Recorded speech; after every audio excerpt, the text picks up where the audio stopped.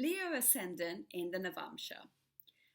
So this is Navamsa, as you know, is the fruits of our natal charts and also how we grow into our planets as we get older, and also how we are in relationships generally. So Leo Ascendants, there's a Gemini saying, Gemini astrology, that basically it's the kingdom. So these people are very, very, they're kind of like, they want to be comfortable in their environment. That's very, very important to them. And they are very, they're quite private really. So, but you always know somebody who is Leo Ascendant, whether it's in their chart or in Navamsa, because when they walk into a place, they just naturally radiate. So, so the moves that they're not like "tada, I'm here." They're very much like they've got this amazing aura about them. After all, it is the sign of royalty and noble people. So, so Leo Ascendant is somebody who is. They have their finger on the pulse when it comes to their finances. They literally want to be in charge of everything, where the money is going. They will organize it. They might even have spreadsheets for the household expenses. So they are very, they analyze all the expenses, incomes and outgoings as well. So, and for them, this, just generally speaking, they also will be like that about like family as well. So, making sure that they spend time with everybody, they kind of literally got that, and I would definitely say that these people would like to have savings for sure. And their communication with the spouse will be very, very encouraging, be diplomatic. They wouldn't want to have kind of like shouting and screaming arguments with each other. It will be kind of sweet way of diplomatically seeing how, seeing to all the issues in the relationship. However, as we all know, it's always better it's even better actually in this in their third house of their Navamsa, if they have a malefic there to give them the encouragement and the will to actually push through and sort the issues in the relationship out. And their fourth house of Navamsa will be Scorpio. So there'll be a little bit of secrets about like their home life. They will not share everything with everyone. They're quite private about that part of their life. They will only reveal what they want to reveal to the world. The rest of it will be like, no, this is my den. I'm looking after it, And after marriage, there could be issues with their mum as well. So you've got to be careful not to upset them, because obviously upsetting mum will upset the happiness in the marriage. And they really have to work at being kind in order to keep the happiness in the marriage going, really. So being direct and emotionally holding on to things will not serve anyone well. So but however, they're very, very good at smartly and intelligently keeping the romance going in this in the marriage. Because don't forget also, their third house is Libra, and Libra is natural way, because when they have an argument or issues with a partner, they just kind of, through sexuality and sensuality, they kind of get over those issues. But because they don't want them to resurface again, they kind of like philosophically and intelligently, with wisdom, they try and overcome the issues within the marriage. And they travel with the family, and they want to keep,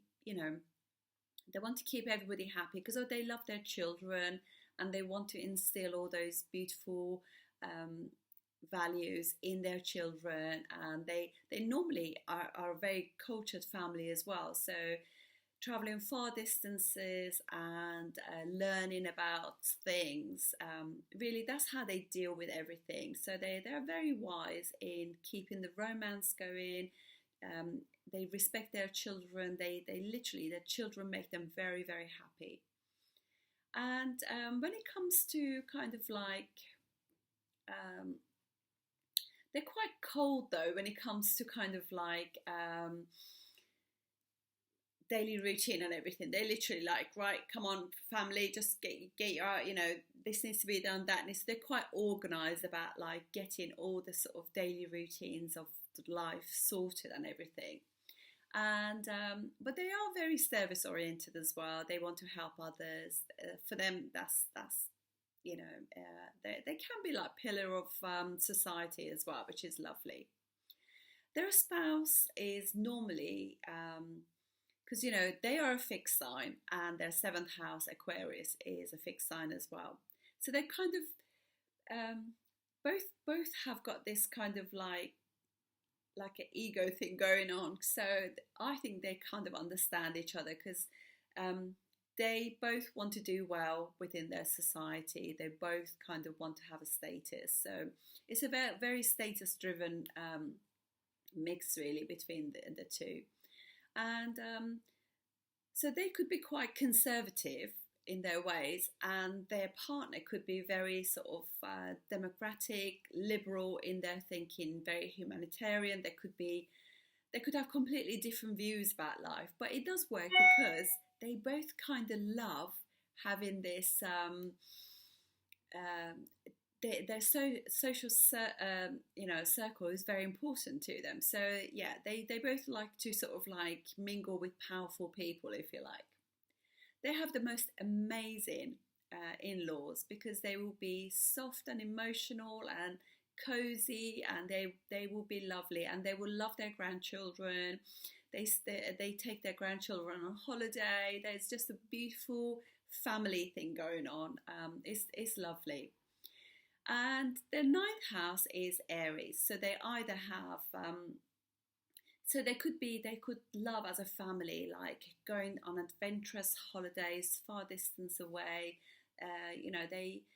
But they could equally be very when it comes to like religion and thing like that. They could be either take the lineage, the religion that they were born into.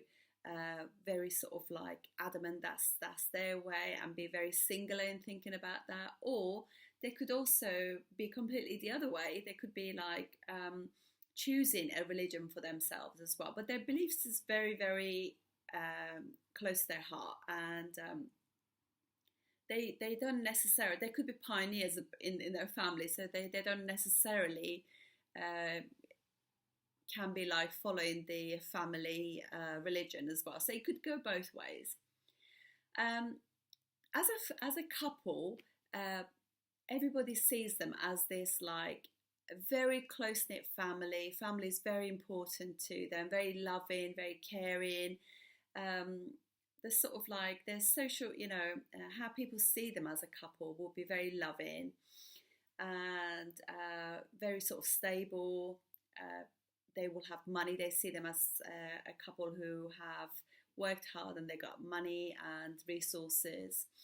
And their social circle as well, they will be like, they'll have a big social circle where they kind of network together quite well, and they're very friendly with, their biggest circles are the people that they hang out with all the time as well. So they're not just part of a network. They're also very close to them. They all keep in touch, and they all have lots of fun and activities together as well. But Leo Ascendants are naturally a little bit private. So once they shut the door, they want to have that kind of like, I'm going to detach myself from the world because I now need to recharge. This is one of the most important things about Leo Ascendants, because they work really hard, they're really status driven, and they put a lot of effort into kind of like their social image. However, they are kind of like, and they work really, really hard. You have to see that they work really hard. Their in-law, their mother-in-law as well, particularly, she's going to be like one of those stable mothers who does the cooking for the family. I mean, it's going to be amazing. However, they need to recharge. So you'll find that it comes to a certain point. If you just message them, they will not answer because no, this is my private time now. I need to recharge, and they do really well if they did that. If they were to literally just turn off the phone, just be with the family and recharge, that will serve them so well. And they sometimes also, although they're really good with money, they can actually emotionally go on a sort of like spending spree as well. So they've got to watch that because Cancer is their 12th house. So it's very sort of like, it's a changeable sign, depending on so they could go through phases of not spending any money and then all of a sudden spending loads of money. Obviously, all of these, what I'm telling you is very generic, but it's, depends on the moon aspects or, conjunctions and how Cancer is in their chart. But generally, this is like a mover shaker sign. So I'll see you on the next one. Thank you.